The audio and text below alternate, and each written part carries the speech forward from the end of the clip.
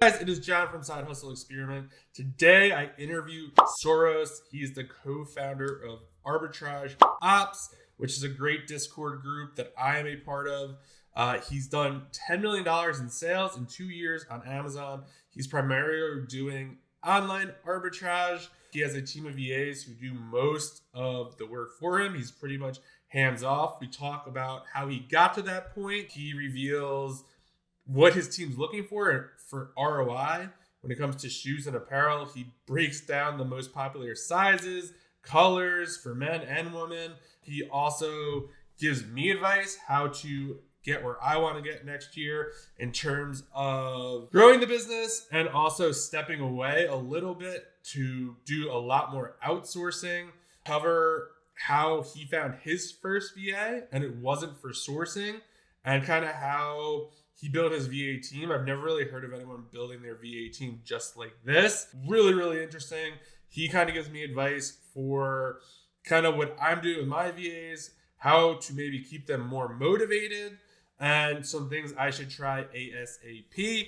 Really, really high level stuff. Good for beginners, but this is really for the people who are really trying to take it to the next level. Maybe you're trying to go from 10 to 20, thinking about getting a VA or whatever.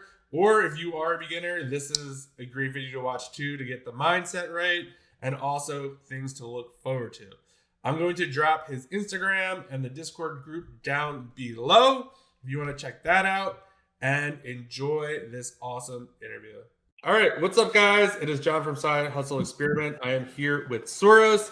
He is an 8-figure seller. He is also co-owner of Arbitrage Ops, which is a really badass Discord server. Really, really helpful. He's going to drop a ton of knowledge. I've listened to him on some other interviews, and we're kind of going to go a little high level. He kind of covered a lot of basics in some other interviews, but this one I'm going to kind of drill him deep. He's very into systems and stuff like that. So we're going to go a little more high level in this one.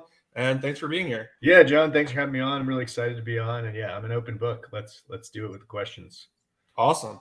So you want to give a little overview about how you got started, kind of where you're at now, and yeah, just kind of walk us back quick, and then we'll kind of really get into it.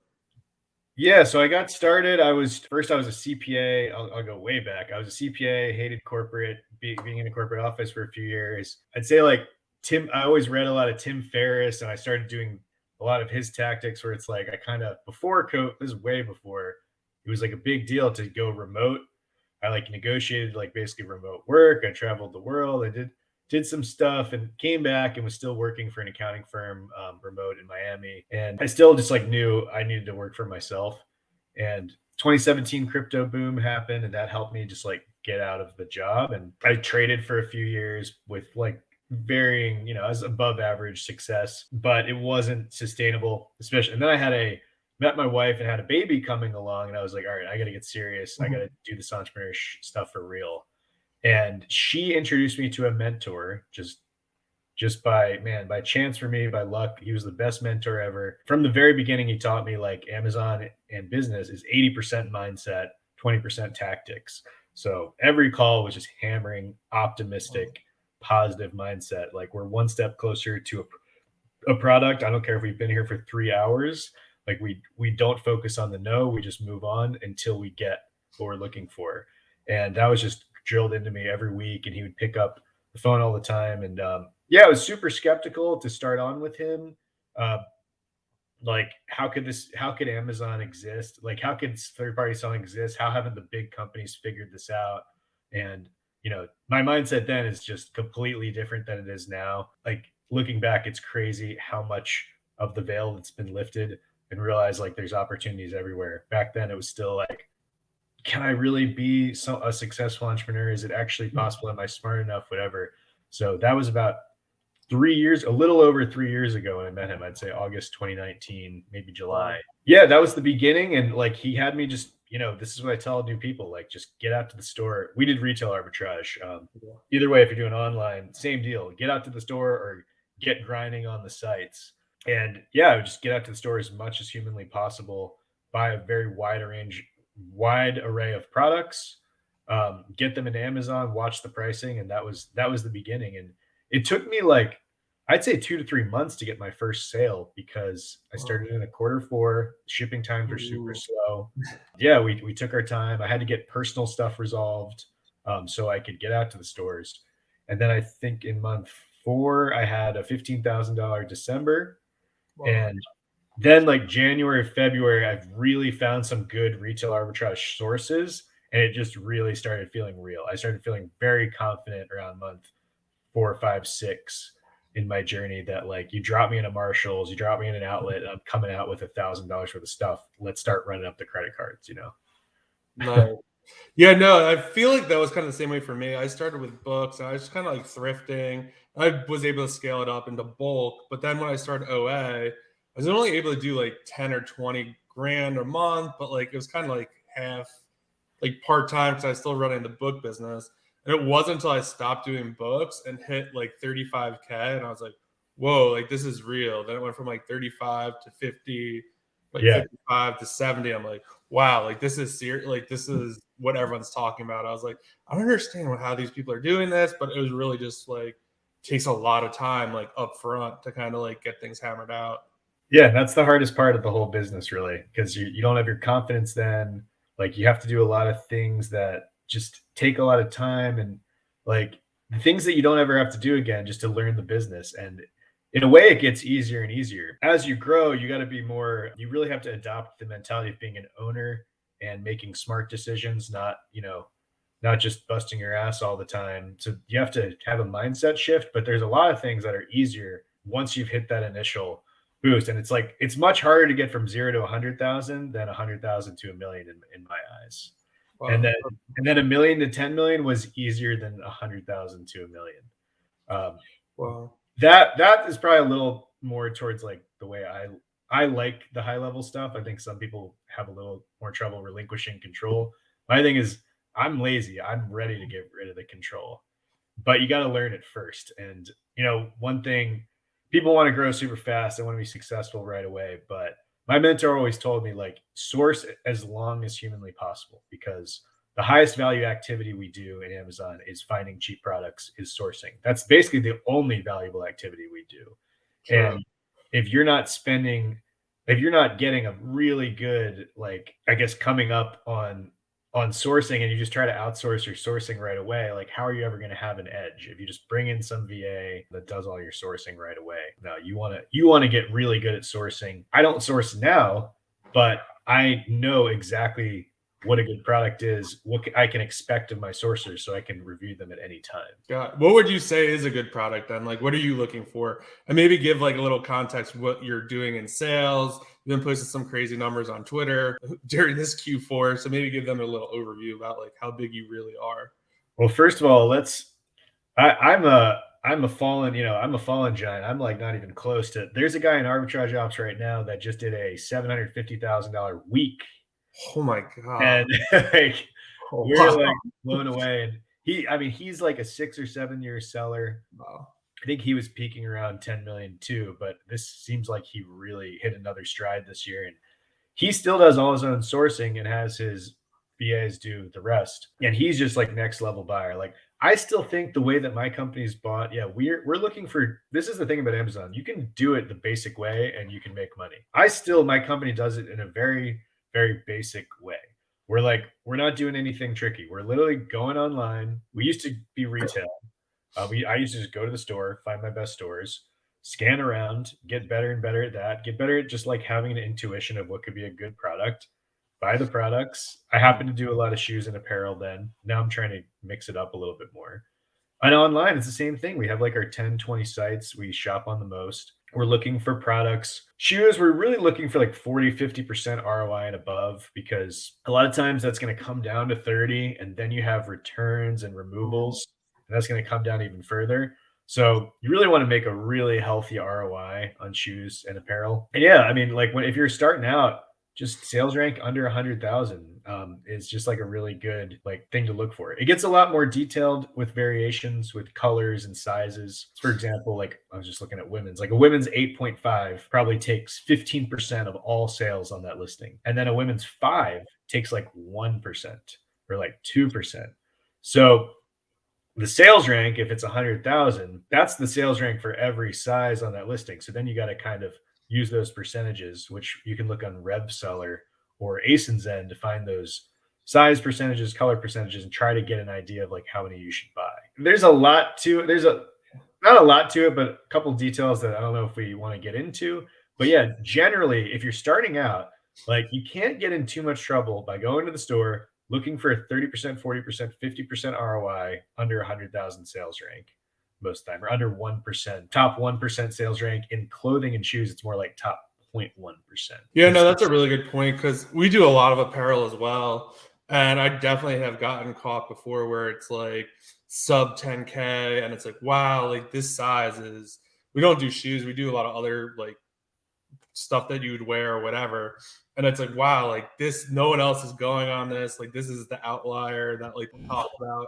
And it just sits there forever and ever and ever. Cause like it probably gets less than 1% and like it will move eventually. But like I think too, like sometimes the price is so out of whack. If it's like the price is like 90 and the other sides are going for 60, like probably have to be like 60, 70. Like you're not usually getting that 90. Yeah. So if you want to be safe, if you're starting out for shoes, like, men's, you're really looking for like size 9 to 13. And then women's, you're looking for size, like, I would say like maybe 6.5 to 9.5. Like you don't want to go too far out of that range, or like it's a much different percentage. But then if you have a sales rank 10,000, like you usually expect that a size 5, like the lesser sizes will sell. But who knows, maybe you got the weird color that isn't actually, you want to be looking for blacks and grays and whites, and for women's, maybe some pinks. You don't want the orange shoe. You're not going to expect that to sell as much. What does your team look like today?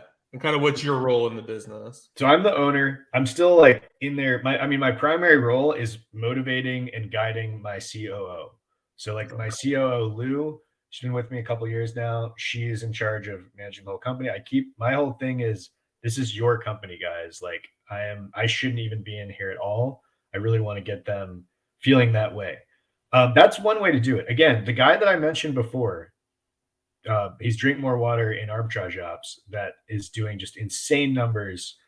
He has decided he is still part of his company. He is the head sourcer. And I don't know if we'll ever be able to compete with someone like that, because he is the genius that knows his stuff in and out. He knows so much more about sourcing than my team may know. I mean, maybe that's just a limiting belief of mine, but as of now, my goal is to work as little as possible in my company and have it make money, so I can, do a private label brand, I just love, as a business owner, being able to jump on other opportunities.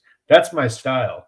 But you very much can have an Amazon business where you're the primary buyer. You have maybe one VA or maybe a prep center, and you could do a $3 million store with 10%, 15% margin and make a killing. So there's a lot to be said about simplicity. I'll talk about this. I'll talk about how my company's set up now. We have 12 people. We were at 28 people in January, and it was a mess. We grew way too fast. Our quality of our buys got out of control. We're buying way too much garbage, and we're just adding up this just like chunk of just dud inventory. So this year, it's funny. Last year and this year literally look like opposite charts. Last year it was this to I think it was like a $9 million. I hit $11 million rolling 30-day, but last year was a $9 million year. Now it's like an $8 million year, like this, the other way, because we're restructuring and now we're popping back up. And the goal next year is to be a $7 or $8 million store, but like very consistent and and a high ROI. I would love to have a $5 million store, that made 50 grand profit every month, not accumulating a bunch of dud inventory, and I'm not working in there a lot. I would take that any day over a $10 million store that makes a little bit more, but I'm doing everything to maintain it. So back to your initial question, I have 12 people. I have a COO at the top. She also happens to be the head reviewer, head purchasing manager. That's not ideal, but it's hard it's just sometimes you got to put people in multiple places. There's 4 sourcers under her that are primarily looking for products online. Then we have one person in charge of our eBay Mercari store, just to get rid of like slow selling stuff and fulfill it through Amazon. We have 3 people. in warehouse and checkouts, which is probably a lot, but basically one of them is in charge of tracking every single bit of inventory on every single step of the process. That was a huge thing that we didn't do last year that we made a point of this year. Another person is in charge of communicating with the prep centers and making sure everything is like received by them and like prepped properly. We have some new categories that take a lot of time to prep, and there's a little bit of back and forth. She does that. And then we have a third person that is doing checkouts all day. The sourcers find products, the reviewer reviews them, they get approved. The top level people, my sourcers, I want them sourcing. I want them finding new products. I don't want them figuring out how to check out the product on the page. So we have one person that's in charge of that. Wow. Your sourcers, purchasing manager, COO. Only people I'm leaving out is I have a new hire that is half sourcing, half repricing. He's going to be he's soon to be a full repricing department. And then I have a CTO that's in charge of like basically making sure all our systems are good, our review sheets, giving reports to the COO to make good decisions. I think that adds up to 12, might be 11, but that's what it looks like right now. Cool. So how did you go about kind of, I would say a lot of people probably who are going to watch this, maybe they have like one or two VAs, or like almost how do you think through like, this is going to be the team, like this is what I want, or like this makes the most sense. And then I guess a follow up to that is going to be like, which we could talk about after, like take us back to the start. Like, how do you train that one VA? Like, then how do you morph the team and kind of grow from there? So believe it or not, it wasn't well planned. It happens very naturally, and you don't need to think about these big teams. And I was like a 3-person team for a very long time, and we did great. Like our best ROIs were back then. I kind of miss those days because you can always, the more people you add, the less responsibility each individual person has, the less you can just throw everybody in a room, figure stuff out together. But yeah, it happened very naturally because first of all, if you're starting out and you don't have a prep center yet, that should be most likely your first giant time savings win, where you're prepping your own product, you're buying lots of stuff, and you realize I'm spending 20 hours a week prepping. Well, prepping is not a valuable activity to your company. It's something a minimum wage employee can do. You give it to a prep center, suddenly you have 20 hours a week more to source, which you might make 300, 400 an hour sourcing when you're making $10 an hour prepping. So that should usually be the first thing you do when you're starting. Now, the way I got my first VA is I was dropping product to the prep center, and we needed to provide them a very nice file on what we gave them. And that was taking me like an hour or two a day to put together and give them. So again, a low value task, something someone else could do that's not really like adding value to our bottom line, but has to be done. I was like, let me try my first VA. So I went on Upwork and hired somebody, got really lucky, first try. And he just knew Excel really well. And for a couple months, all he did was that task, prepped a spreadsheet and sent it to the prep center. Well, around that time, I'd say 7, 8 months in, I met somebody that taught me a little bit about online arbitrage. And I started just grabbing this VA and going on and sourcing with him online and trying to find stuff with him. So naturally, I kind of just like got him into sourcing a little bit. But yeah, there's plenty of the low value activities that you can hire VA for. It's that spreadsheet task, communicating with prep centers, your account health, figuring out all those cases with Amazon. Those things, you should naturally be looking for things in your business that are low value that you could give to someone else so you can be doing the high value, which is sourcing. So by doing that, you're actually building a company like just by naturally just trying to win back high value time. So for a long time, next step, I hired a buyer I had a process at retail arbitrage where I just felt like I could teach it to someone else. So I'm going to certain outlets and I taught a guy how to do exactly what I was doing. And he became my retail arbitrage buyer. I would never teach a buyer and just drop them in random stores. I would teach a buyer and make it hard for them to fail. Like tell them exactly the types of things you're buying, get them in a great store, a great rack. You've already figured out the process. And now I had a retail arbitrage buyer that was dropping at a prep center. Prep center was prepping it. So, and then the spreadsheet was being done. So basically I had a mini business, automated business right there. Then me and the VA started learning more about online arbitrage with that freed up time. So we're getting a little better at online arbitrage, and we're like, all right, let's hire a sourcer for online arbitrage. So then we had another person come in. So now we're like 4 or 5. That team lasted for a long time, like a year and a half. Wow. I just had a podcast, and I like cannot remember when it got crazy exponential, because after a while we felt like we were making so much money that we were like, dude, let's just keep adding more sourcers. Like, we only have to make $1,000 off of them to break even or whatever per month, or however much, $1,000. Yeah, something like that. VAs come in very cheap. I like to tie the VAs into our profits so that they get a piece, so they get excited to source. But yeah, we just started adding, and that's where it just got very blurry, and a little out of control, to be honest, because that's where probably the initial stages of when the quality started dropping off. We hired so many so fast, and you really got to have a good reviewer. So, if you got 5 sourcers, then me and my top sourcer are reviewing the leads. So I got a little too much there, but that's like how it kind of like started. It was not a business plan. Okay. It happened because it's just one thing after another. Like, this is the next best thing to do. This is the thing we can gain more time or gain more value. I think that's extremely interesting because everyone is like, well, the next thing you do, you start sourcing, you figure that out, and then you hire a VA to source for you.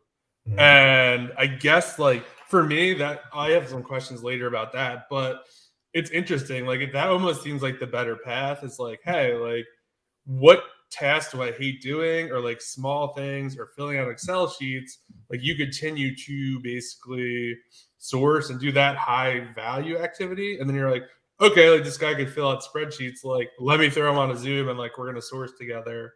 And like, you just kind of go exactly through. I think a lot of us think like, oh, we're just gonna make a Zoom video or a Loom video and just like send it to them and they're like, it will be fine. But it seems like you really like held their hand, and then that all that upfront work allowed you to be like, okay, when we hire some other one, like, Yeah, just because do what I did with you, and like that's how we're gonna train the rest of them. 100%. You hit on the head there. You have to take tons of care of your first people, because you're trying to get them to think and act exactly how you do.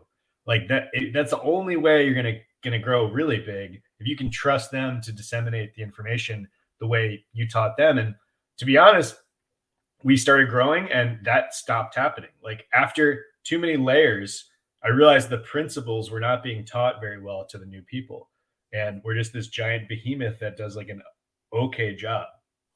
But yes, your first VA, freaking have them on video chats like all the time, like back and forth on Skype. We're constantly looking at leads together. Like, you're not going to build a great business by just hiring a VA that probably has another job somewhere else to spit you leads and they're just going to be profitable. Like, that's just really naive to think it's just going to work that way. Sorry that the answer here is like, this takes hard work up front. But look at me now. Like, I really do. Like, I live the 4-hour work week. I don't have to be in my company at all because I put in that work. Yeah, no, I think that makes a lot of sense. And everyone's always all about outsourcing. And I'm nowhere near your level, but a lot of people are like, oh, like, I'm just got started. Like, should I get a VA? I'm like, no, like, that's a lot of upfront expense. Like, you don't even know what you're doing yet. Like, how are you going to teach that? They're like, oh, like, I'm going to hire one that's like trained or whatever, or like has experience. I'm like, yeah, there are services for that. And like, that's fine. But like, still, if you don't know what something good is, that's not going to help you. It's so frustrating trying to manage someone when you don't know it. Like, you don't know how to set the expectations. You just start getting angry, like, oh, you should have this many leads. And I get all these questions all the time, like, how many leads? Someone just asked in Arbitrage Ups last night. It's at least once a week. It's how many leads a day should your sourcers be giving you? And I'm like, first of all, I have sourcers that we've bought 200 grand a month from, and some that have bought 15 grand a month. So it's that big of a crazy difference of productivity. But my answer is always, how many leads can you source a day? Because then you know exactly the expectation to set for your employees. So how do you keep them? You mentioned that you kind of share profits with them. I've heard on other things you buy them like TVs or Xboxes, or kind of buy them dinner or creative stuff. So how do you kind of go about that, and kind of how do you come up with, I guess, what works best for your company? We used to just do direct performance. Like, the more that leads we buy, they get paid based on their lead sales. We tag the products by the sourcer in Inventory Lab, and we can run a report how much profit we make. That got a little out of hand because in Inventory Lab, it shows your profits of your fastest selling stuff first. So you're not really penalizing them for like the slow stuff. So if you're going to do that, you better also penalize them for products that start to sit in your inventory. You better have a really good reviewer that is going to be a brick wall and not just let all their leads go through. What we learn is the top performers, the superstars, loved that system. They love getting paid money for doing better. The middle of the road and the lower performers, I did not notice a huge jump in their productivity with this system. I think the most people that show up to work, they want to show up to work, have a decent time, be respected, joke with a coworker or two, do their job and go home. They think they want a lot more money, but they're not super motivated by it, believe it or not. Now, what we did, what you mentioned, I started to make way more team goals where, look, if you hit $60,000 this week in buys, and by the way, the reviewer I got to be close to the reviewer and say, look, do not let anything through that isn't good, because the reviewer is going to want to be friends with them and help them get it naturally. We're going to give a random winner in the entire company, not just the sourcers, anybody, because we're all a team, a TV. We're going to give 2 people a TV, and we're going to give, if you guys hit this goal early in the week, we're going to give the rest of the week off. And wow. We went from sourcing between 4 or 5 sourcers, 25,000 a week over 5 days, to 60,000 a week in 3.5 days, because they're so motivated and pumped. And that's how I work too, man. And I'm sure you do too. It's sometimes you get so much done in 2 hours, and sometimes all week you're not sure you got anything done. There's such a big difference in time output if you're motivated. So recently we've been way more about, by the way, they're cheaper to give TVs instead of tying them to profits. And it seems to get way more exciting. And I think I got to just keep it random and keep it crazy, because, if I gave a TV every week, they would start to get used to it. Right. It wouldn't be that exciting. So we're going to really focus on that going into the next year. Interesting. So do you have pretty much a base pay for everyone, and then kind of you structure in these bonuses, or just kind of you look for some experience or no experience, and kind of what do you do there? Yeah, I got a little out of hand with salaries when we thought we were making money hand over fist in 2021, and then when we restructured this year, we had to cut it down. I like a low base, and then do bonuses. You could do a mix tied to their individual performance. So like I said, in Inventory Lab, in supplier, you could put in the employee name or employee code, and then you could just run a supplier profitability report, and you can get profits by that person. So you can do part of the bonus based on that. You can subtract bonus for products tagged to that person that made it past 90 days in inventory. So you got to knock them for that. And then that's just, say, 30% of the bonus. I'd say maybe 40. And then 60% of the bonus, I would attach it to the team. So they're incentivized to help each other out. So so monthly or quarterly bonuses, 30-40% of it is due to your individual performance, 60% is due to your performance as a unit, and performance of the company. So that's how you can pay them back. And people ask me the exact amounts, and I don't think I paid way too much in the past. You got to just make sure you're trying to get the result you want. So you can experiment with more or less money. Again, top performers are really gonna a lot more money. Middle performers, I don't see the difference between giving them a 10% of profits or 30% of profits, which is interesting. But when you're doing these big pushes where you're okay, if we spend 60K and we need to spend 60K for the week, almost what does that look like? Are a team of 4 just firing leads to the reviewer just to get out quickly, and they're no, this doesn't count, we need another one kind of deal? Well, no, because you don't want to waste, we're all a team, so we don't want to waste the reviewer's time. They better not be sending them more leads. And we spent, a ton of time this year getting that under control, because we got to 10, 12 sourcers, and I'd say the bottom 4 were just tons of junk leads. And you can imagine how much time that's taking out of our top person, the reviewer's day, reviewing bad leads and saying, guys, you're sending me the wrong. People shouldn't be making the same mistakes twice or 3 times. So with 10, 12 people, it's really hard to like rein that all in. So no, these sourcers, they've been with me for a couple of years now. Like everyone is expected, every lead that goes in there better be a damn good lead, because you don't want to waste the reviewer's time. You're friends with them. Like so no, it's not this frantic, like tons of leads out. $60,000 a week buy between 4 people. That's only $15,000 a person. That comes down to like what, 3,500 each a day. Yeah. I've done 15 grand in an hour before. Like, Yeah. I'm not saying like I do agree it's pretty impressive if they're all good leads, but no, it's not this frantic thing. It's like they're just really motivated and they're using their brain, and like they're really like, okay, let's talk about like how we source. Like this would probably be Yeah, I good. love to hear that. Yeah, this is probably the way they got there. So number one, you're going to look at your existing sales and look for your best restocks and search online for that stuff.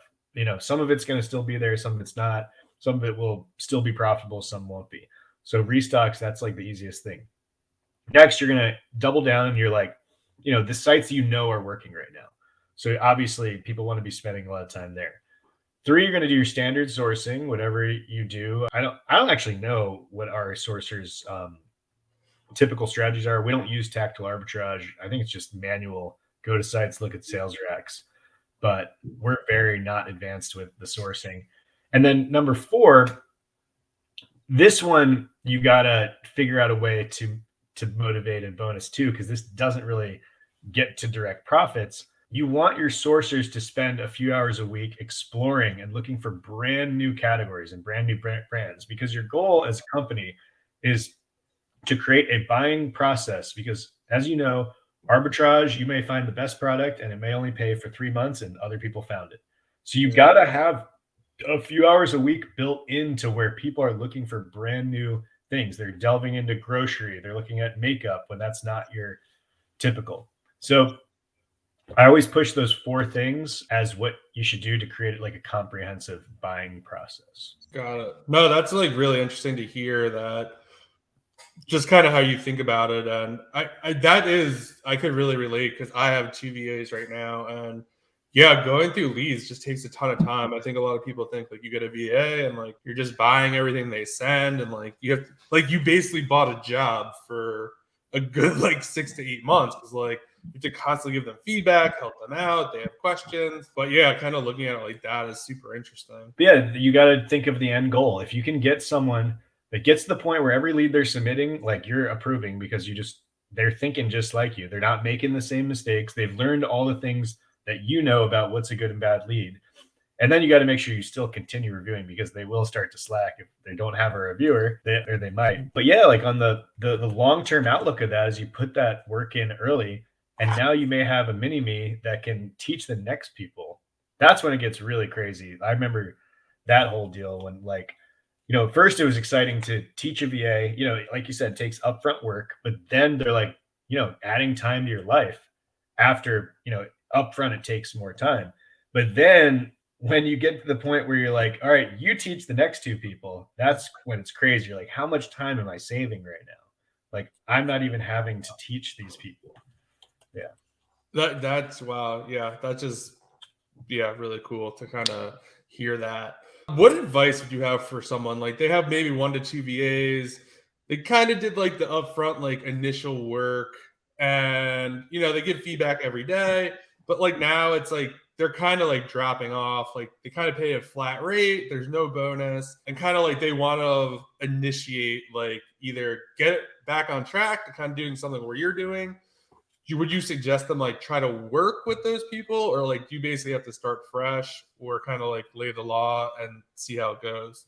It's definitely case by case. I mean, if people are clearly hard workers, they show up, they don't make the same mistakes twice, they don't have a lot of personal issues, they're probably pretty good, and they might just need new motivation. So some of the things I said, like giving time off, setting some goals, giving time off if they hit it, giving prizes if they hit it, that could really spark.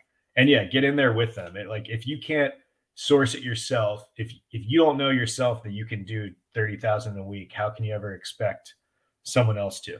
So I would look at your current people first. Yeah, and you mentioned flat base salaries. You got to be careful. Like, you know, people want to pay $3 an hour to people that come in. Like, what are they incentivized to do? Get another job. Why do you think they're like work at the same time as yours. So why do you think that they're putting out this like half-assed work all the time? And you're like, oh, they're only getting $2,000 in buys a week. Well, it's because they have 3 other jobs, because you're not paying them that well. You're not motivating them. You're not feeding something. So pull them aside and say, look, I don't care if you have another job right now, but look, we're changing the company and this is what we're doing. I need you 100% in this company. I need you not doing anything else. And this is how we're going to do it. The expectations are going to be higher, but you're going to get paid a lot more. So yeah, inject some motivation in there, spend the time with them. If they're excited by you as an owner that you're learning sourcing and you're spending the time too, like they're going to naturally gravitate. And I really hope, I think that all my 12 people are only working for my company because of the atmosphere we set and the pay we give. Like we pay more than others. And there's ways to find out too. Like in our Discord, you can send us general information on your VAs and we can do a quick search, see if anybody else has got them in their stores. Well, that's actually really, I keep forgetting to bring this up, but I think what I really like that it almost seems like you did, like going back before, like you set the expectation, like, hey, if the lead is going in that sheet, like it better be good. I think a lot of people, I've personally been wishy-washy with it, like, oh, like, okay, like they're kind of alert, but like at a certain point, I feel like you got to be like, listen, if it's going in there, like it better be good, or like maybe there's a weird circumstance, but like it really shouldn't happen that often. The same mistakes just can't be made multiple times. You got to toe the line here, because if you're just like, it has to be good, especially, I mean, Filipino, a lot of people use Filipinos. I use Filipinos. Like I have Venezuelans too, but they definitely they're afraid to make a mistake too. So if you say like, I mean, everybody is, it's not just Filipinos, but they seem to be also like very much like they don't want to make a mistake. They just want to look good. So you got to be a little careful. If you want them to be free to like try something new. You don't want them to think, oh God, none of this is good, and they're just going to send you like the same stuff every time. But the main thing is, yeah, don't make the same. If I say ROA has got to be over 25% and you're sending me stuff for 15%, 2 times, 3 times, I literally can't accept that. That's showing me that something is off. If someone's making common sense mistakes, they either have another job, they have a personal, like they got personal life issues that are affecting their work. And if you say something that simple, sales rank has to be under 100,000, and they're giving you 200,000 over and over again, that's not a hard thing to change. Like what's going on? Do you ever have days where some of your VAs don't find anything? I wouldn't say nothing, but one of our goals is definitely to be a flexible company. Because the issue we did before is like we were buying 550,000 a month at one point. Wow. And it just became an expectation that we're always buying this much. So just the quality, that's just not arbitrage. Sometimes there's way better opportunities than others. So you have to have a little trust in them and have an open line of communication that, hey, the leads just aren't that good right now. But you can't just like take their word for it. Just like, oh yeah. Like when I say, hey, go exploring, I want you to go grocery. They always say, oh, it's so hard. There aren't any leads. I'm like, yeah, there's no leads. Nobody's killing grocery. It's just because you haven't done it before. And that's how Amazon felt in the beginning for me in any category. So it's definitely a balance where you don't want to just expect the same amount of buys each week and lower quality, but you also gotta, not take no for an answer with like, yeah, there's definitely some stuff out there. Like, let's try it a little harder. Yeah, I've done that before when I first started, when I was just like, it kind of goes back to that mindset where it's like, even if you're on Walmart or wherever, Target, it's like, you're telling me out of like 30 million products, like there's not one like on this, like it's there. You just have to find it. Maybe it's not on this site, but like there's something out there for you. And yeah, like listen to all your VA, like everything you're saying. Like I probably think one of mine is working for someone else at this point. Dude, get on the mistakes that they're making, and it's kind of just like they're having trouble finding stuff, and I'm just like, if you're having trouble finding stuff right now, like this is the easiest time to find stuff.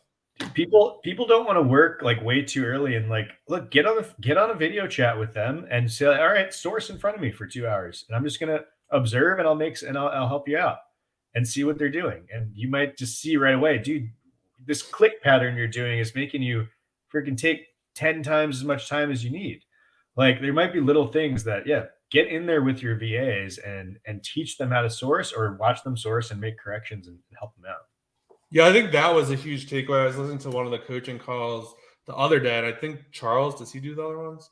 Yep. He was talking about like when he first gets a VA, they meet every day and they go over the leads, and he's like, why did you buy this? Like, what were you thinking about? Like when you, whether it's right or wrong, and it's just huge. like, okay, like no, because of this, or yes, good job because of that. I think he said to say, oh, you have to be like, if it was this, it would have been good, but like go positive and then like, hey, this is why it's not good.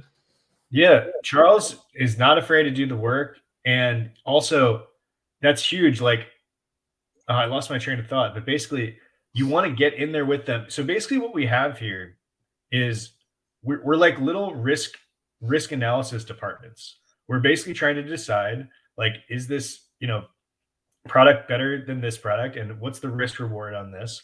It's not that simple. It's simple because you look at your KEPA, you're looking for sales rank, but you really want to have this like open discussion. This is why I prefer a smaller team. You want a discussion, a debate. Why did you think this? All right, where have we seen this before? Like, you want that dialogue happening in your company. You don't want people in the room spitting out leads. How are they ever going to improve as buyers? You want them seeing, orders that came in, and did it actually sell well? Did it sell the way we thought it would? No. 70 sellers rushed the listing. Oh, maybe this brand or these sites get rushed really fast. We need to learn from that. So you want these dialogues happening. Got it. Wow. Yeah, that's really insightful. So for me, I'm going to get a little selfish here. So I basically started in July, had like my first like 35K month, was like, okay, like this is great. Went to like 55, then did like 53, then 72. We're at a rolling like 130 for the last 30 days right now. And it's like, whoa, like this is crazy. We spent like $70,000 in November. And then I got like really scared. I was like, oh my God. But like everything's like working out great right now. So we're starting to spend again. So I am doing I have the 2 VAs. I review all the leads, buy all the leads, like kind of do the prep center thing. We have a prep center that's like so like in Montana. Don't really like the warehouses out there. It seems to take forever. So I'm going to kind of look for maybe something on the East Coast. What would your advice be to me to kind of take it to like maybe 150, 200K a month and kind of back off a little bit? Like if I'm not buying or sourcing, like I'm picking up the pieces, like if, there aren't that many good leads, or like I'm, filling that gap to source. So kind of what would your advice be to me to kind of get stuff set up and headed in the right direction, probably by the end of the year? Because I understand this is going to take a while to kind of restructure and figure stuff out. Well, one thing I love to do is just break down your day and your week, like do a timesheet, like, and try to section out, see exactly where your time is going. How much time, just off the top of your head, do you think you're spending sourcing or reviewing? Probably like 2 or 3 hours a day sourcing, just to find during Black Friday and all that kind of stuff, a lot more. But during the holiday season, probably like at least 2-3 hours myself. Then I fell way behind reviewing because I just couldn't keep up with the VAs. So yeah, probably about like 2-3 hours a day, or depends on if we're buying a lot of replens. But wait, but the reviewing has to be done, right? Or you're not buying the VA's leads without reviewing, right?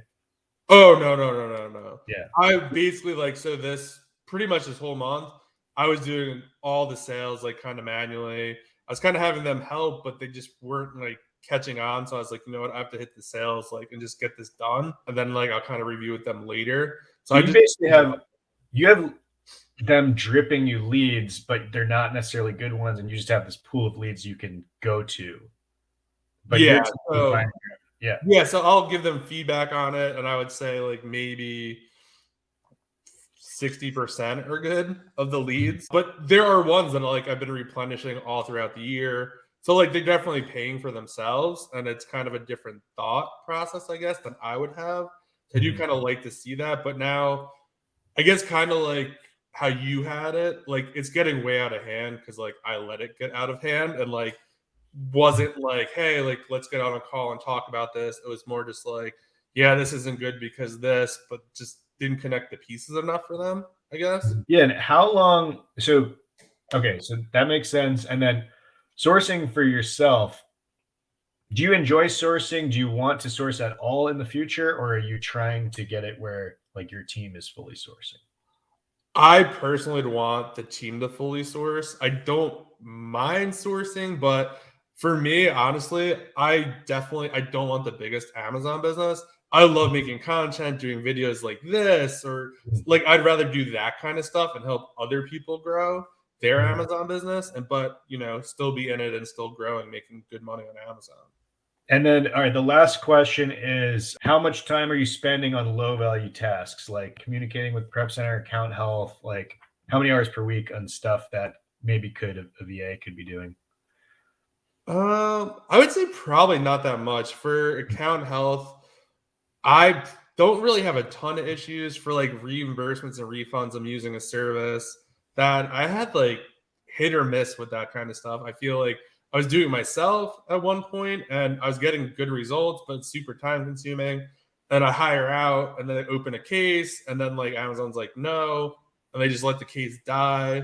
But like in the past, I would be like, no, like here are the invoices, and they would let it go through. So probably I would say most of the time goes to sourcing. And then admin stuff is more just like we use SellerAmp. So we have like a Google Doc tied to the prep center. So we literally just hit one button.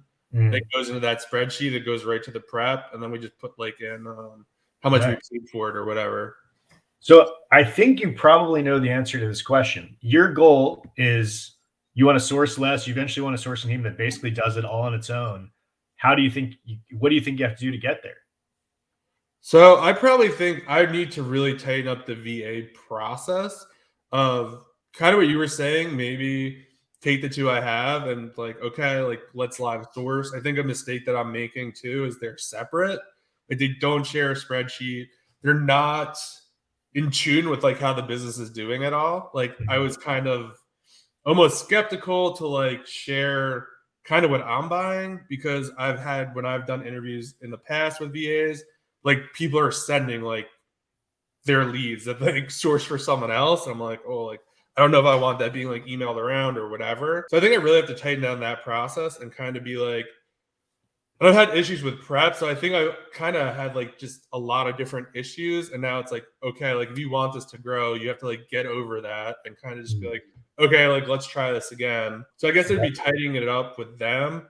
And then the process, oh man, like to find a buyer, I think would be like very nerve wracking for me at first, or like not being a checkout person.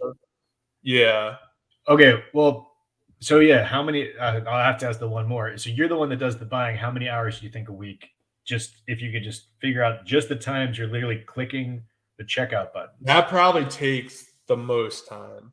I would say that because like there are order limits, there's all sorts of garbage you have to get around. So I would say that probably takes up the most time actually. Well, I think that's your low hanging fruit right there. That's going to free you up mentally and free them up, like, or eventually free them up, but free you up mentally huge. It's actually not that nerve wracking. I mean, you just got to just watch your credit card. Like what are you, so they're going to be using a credit card. First of all, a lot of sites that you can just put in the information and just give them a CV code, I think, and they can just select the card. They don't even see the whole thing.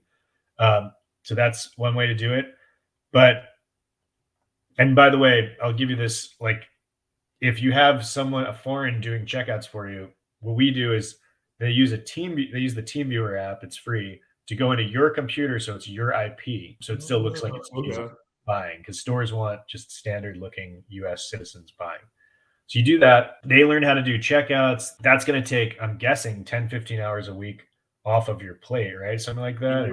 Yeah, easily. That's right there. Like, that's like an entire another business. That's like, you don't understand how much time that is and how well that could go. And then I think what you need to do is use some of that time to double, triple, quadruple down on your team of sourcers, and like maybe one thing I love about when I install something new, like this seems like a lot, but say, look, let's try this for 1 month, or let's try this for 2 months. So for first month, it might take you some time to get this checkout person rolling. Then you say, let's try this for 1 month where I'm just going to grind with these guys 4 hours a day with them on the phone and teach them to think exactly like I think, and really be hard on them for bad leads and really get them becoming the sourcing department. Well, now you've got the momentum where like you're building a true sourcing department where they're not making mistakes. They're not just dumping you crappy leads. They're literally mini yous. And then you have the checkout person. So think of all that. Now you have your brain elsewhere, and you can come in and make the high level sourcing plays. You can still review, and you still have a lot more time than you had right now. Yeah, no, I think that would probably be the best path for me. And like, just hear you lay that out, it was just like, wow, like I just wouldn't have thought that like the checking out. It's like, well, as you were asking, mind-numbing, where the hell does all the time go? And then when you mentioned checking out, I was like, oh, that's where most of it goes, is like checking this stuff out. Yeah, that's a massive time gain in online arbitrage. And not a lot of people agree with that because, yeah, the relinquishing of control is hard. But I've been doing it for a while and really haven't had any problems. I mean, the worst they could do is probably buy stuff and ship it somewhere else. But they'd have to be like really orchestrating something big there, because ship it somewhere else in the US and sneak that under you. But, you know, if you go on your statement, they should be spending on all the stores, like it pops up pretty quickly if they spent somewhere else and you just request for it back. So there's a little review in that, but I've had no issues with it. Cool. I know you're a big proponent of mentoring and kind of coaching and like paying for information to kind of speed stuff up. I think you said before, like you'd never start something else without like having a mentor or someone in place. And I feel like a lot of it, especially in the Amazon space, I mean, I know you see a lot of it. Like everyone has a course or they're trying to do something. Like what do you almost would, in your mind, think almost would like qualify someone to do so? Like to be able to, I feel like a lot of people sell for 4 months and they have like a Q4 guide. They've never been through Q4 before. And you're like, what is going on here? I mean, ideally, like the top two things from a mentor are like the confidence that they have done it. So you're just talking to somebody and learning from somebody that they actually did it. Like, yes, there are fantastic coaches that don't really do what they're coaching, like in golf and stuff. Like they're not the best golfers. But with mentors, I think it's better to get the one that has actually done it, because that's always in your head. I'm learning from this person and they've done it before. So let me just eat this up and do it. Like, I think a lot of people ask way too many questions. Once you find your course or your mentor, and once you do qualify, just freaking go for it. If they lead you in one wrong path, whatever, but like listen to them because they know it better than you and do it. And then accountability. You can probably do this with like a friend instead if you want to save the money. But yeah, just weekly checkups. You should have made some progress to your goal. So like just the confidence and the accountability, that's like a huge part of it. So yeah, there is something to be said about someone that like when we started arbitrage ops, I was only like 9 months in. And there's something to be said about, I just knew really well all the stuff you need the most as a new seller. Yeah. So I knew that stuff better then than I do now. So there is something to be said about that. Like if you meet somebody that has been doing Amazon for 10 years and they have a $20 million wholesale store, they may not have the information you need at your stage. So you want to find somewhere in between, and hopefully you can just use your gut on like who is the right person to learn from. The reality is Amazon is not all that complicated. It's just you got to do it, you got to get on it, and you got to just like keep moving forward. And a lot of people just like paralysis by analysis. Yeah. But yeah, you got to be wary you don't want to learn from someone that hasn't done it before. Yeah, you're really into like just listen to your coaching calls and even this call here. You're very into. Okay, you're kind of like no BS, like let's go, like this is what has to happen, and like just very positive. Could you like touch on? I think this is a huge part of just Amazon in general. It's super frustrating at times. A lot of stuff happens that's not in your control, like fees go up, all this kind of stuff happens. You talk about like the role of like. That's probably a huge component of probably why you have such a big business, I would think. Yeah, I talk about that positivity is like it's like a cutthroat advantage. It's not just like to make you feel good. It's literally a huge advantage if you can ignore half that stuff and just focus on what's working, which gives you more energy and doubling down like the good stuff. So like you doing that compared to someone that oh, the fees are down. Let me go on message boards and sulk with people for 2 hours. Like they're literally just draining their life force. Like, so just like objectively being positive and optimistic, like helps. So yeah, and it's a muscle. Like my mentor, that's all he really focused on in the beginning. Just really like, look, you're at the store, it might be 2 hours in and you haven't found a single thing, but what are the good things? You realized a couple brands you can't sell. Now you have a list of things you can't sell. So you're able to focus more next time. And then boom, 3 hours into the store, I find a freaking product that automatically ungates, and I seem to be the only person on the listing. Let's go. So yeah, positivity is huge, and there's just not a lot of reasons to be negative. Like you got to just always try to find ways to adjust what you're thinking about something. Oh, the fees went up. Okay. Well, that means a lot of sellers are not going to be able to get through this, and there's going to be less competition. When you're working on account health and just back and forth, they just keep rejecting. I can't believe I'm spending 10 hours of my life on this. Well, I'm learning this now. If I just push through this, I'm going to get the answer here. I better document it and then bring in a VA and freaking dump my formula on them. And guess what? I'm never doing it again. And guess what? Everything that's hard like this, every little roadblock, 9 out of 10 people quit right here. So I've been in my darkest periods, like when we were trying to learn online arbitrage, 2 months straight, just couldn't get checkouts through.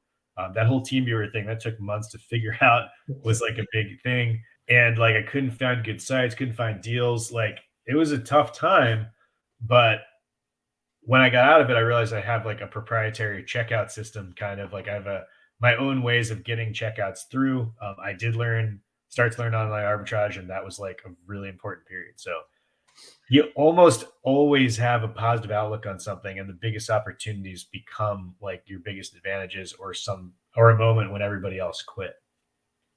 Wow, that's really great. What's one of the biggest challenges you're facing in your business right now? I'm starting a private label brand, and having Filipinos communicate with Chinese in English is like absolutely so frustrating. Yeah, I'm literally in private label. I'm like, yeah, I'm at kind of the early stages where I'm just doing a lot of the stuff that isn't going to need to be done in 6 months, like when I have all my suppliers figured out and stuff. So that's been funny. Challenges for my online arbitrage company going into next year, we're really focusing on, I don't know, we're just focusing on, we really want to hit high margin, quick turnaround. We want to get stuff out fast. We want to get rid of our slow inventory, just get it out. Only 10% of inventory we want over 90 days. I don't know how to break it down to like challenges. There's always like a new challenge coming up. And yeah, I'm really happy how my company's positioned now. I could even be smaller. Again, I would love to have a $30 million store, or sorry, a $3 million store that only made 30,000 a month or whatever, but I just wasn't in it at all. It's super automated. So I'm always looking to simplify and automate more so I can focus on the new thing, private label right now. And then private label is just a different calculation. It's like, it's a lot more risk, a lot more capital up front, but a lot less work. So, well, right now it's a good amount of work, but it'll be a lot less work. We'll have those two things going, and yeah, just arbitrage ops. There's like got like a lot of focus on that. So just a lot of things going on. Yeah, no, and I think that's really just, yeah, it's awesome. I thought that too. I was like, oh, like once I hit like 100K in sales, like I'll be good. Everything will be solid. And just opened up a whole new can of problems and things to figure out. And I was like, oh, okay. Like that's just how it always is. Like it was pretty easy, I feel like, to get to 10 to 20. And then it was like 30 was fine. But then like when it exploded, like I guess we kind of grew kind of fast. And then it was like, whoa, like we gotta like pump the brakes on some of this and kind of like rethink some things. Yeah, and there's just, I had a mentor that was super guru. He was very like pump me up. And I'd say I had like a second mentor that was like a friend. He's not an overly positive, optimistic guy, like outwardly, but he said similar to what you said. He's like, there's always business problems and challenges. That's literally never going away. So like get used to just being happy that they exist. That means you have a business, and just take them head on. And just there's never any good reason to get frustrated about something. Unfortunately, like, you want to, but it's not usually a good reason. It's like there's always going to be another challenge. So yeah, I guess that could be your competitive advantage too, because a lot of people will quit like, oh, I can't figure this out. They're like, well, I can't figure it out now, but eventually I will. Last question. What do you think the future of Amazon is? A lot of people, I have to say, one of the coolest parts about finding you, watching your interviews, is a lot of people are like, oh, like, I don't think you do more than like 1 million, 2 million, like just OA. Then we got to go to wholesale or whatever. But most of your business is OA, correct? Yeah, we're going to 100% OA. And again, that's not because RA is like, I would love to do RA. I just want to focus on doing one thing well. And we won't get into all the wholesale drawbacks, but wholesale's got plenty of issues. Like it's super hard ordering a year in advance. And we're scaling out of our wholesale stuff. It's just a total pain, some of it. But don't let that stop you if you're on a roll with wholesale. Wait, what was the original question? What do you think the future of Amazon is? It's going to be here or arbitrage in general? I guess you could throw in there. Oh no, it's all like I just did a call with Clear the Shelf, and he had a really good. He's like, arbitrage is literally like the second oldest profession in the world. Like people were literally like arbitraging gold and silver from one kingdom to the other. And arbitrage, we call it, it's just inventory trade. Like sure. There's always going to be just crazy inefficiency in inventory trade. Like one example is right now my store has, I don't know, 500 grand in inventory, and 100 grand of that inventory is slow as hell. And I don't have the resources to just spend every waking moment on individual products to try to sell at the perfect price online, in person, and Facebook Marketplace. I don't have the resources because it makes me more money to focus on buying new fast selling stuff. So what do? I'm going to have to cut price on like half of that. And somebody that's good at Amazon to Amazon flips is going to go in and see my store and find these and flip them for a profit. So that's just inefficiency that's never going away. That exists at Adidas, at Nike, at Walmart. They have slow inventory they don't know what to do with, and they don't efficiently price it correctly. The other 50,000, I'm going to go to like a liquidator. They're going to scoop it up and sell it on Amazon or somewhere else. So inventory trade's not going away. Amazon is currently the best platform for it, and I think that's still going to happen for years to come until Walmart makes like a huge come up. It wouldn't hurt to dip your toe in Walmart. I would consider Amazon the cash cow. That's where we can make money right now. Walmart, I'm sure you can make a little bit of money. It's a little more Wild West. You got to learn a little bit more, but less competition. So you could like dip your toe in there. But I typically focus on the cash cow, just have my eye on other areas. But yeah, until our numbers aren't working out, we're not ROIing. Like I don't see any reason not to double down on Amazon, where they take care of your shipping, all your customers, all your returns for the most part. Like every marketing, like every single thing is taken care of besides find cheap stuff and track your inventory and like reprice it. So cool. Good place to be. Well, thank you so much for your time. I mean, I learned a ton just talking to you, asking you questions. Where can everyone find you? On Twitter, I think Twitter and Instagram, just go to Arbitrage Ops. That's where we're posting most of my content now. I have my individual Trader Soros on Twitter and Soros FBA on Instagram, but the Arbitrage Ops Instagram is probably the most content these days of me. So check that out. And yeah, John, keep me posted if you do those things with your company over the next few months. It'd be cool to see. No, I was like kind of hesitant to actually ask and like kind of like put myself out there, but I was just like, you know what? I'm going to be like kind of what you said, where you're just like, I just did whatever the person like further along did. So I'm just like going to do what you did. And then like probably bug you in the DMs as I like struggle through it. Yeah. Set your goal. I love to try it for a month. Like, dude, this isn't the end of the world. If this doesn't work, if it ended up, I busted my ass and we made no gains. It's just 1 month of my time. And we probably actually learned a bunch, but let's go back to how we were doing it before, whatever. True. Yeah, don't make it so crazy. Like, oh no, this is going to change my whole life. I got to do all this. Like, just do it for a month, do it for a couple of weeks, see how it goes. Cool. Well, thank you again so much. I really appreciate it. For sure. That's it. All right. Thanks for having me on. All right. Thank you. Easy.